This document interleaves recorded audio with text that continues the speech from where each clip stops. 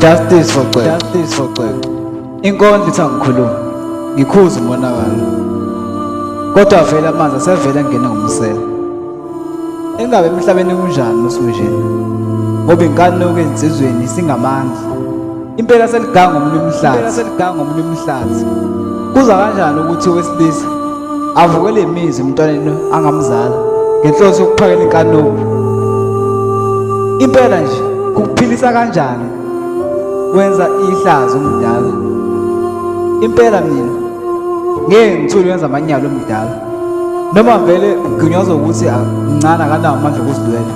Hayi suka mani, umhlaba uqale phansi, ngoba emhlabeni kunzima. Kunezimo esinokubhekana nazo ezinzima ezingazikhetheleki. Amadoda esimanje awasenawo inhlobo nembeza, angamabhokolo phela laba bachoma igwalagwala benganqobanga, yingakho bezivulela nasezibayeni zobaba bengakhokhanga. Laba ubabona nangendlela okubalula ngayo ukwehlisa amabhuluku ngenhloso yokuphakela inkanuko ngamanyala. Impela laba kabaqhathwanga. Justice for Cwebe.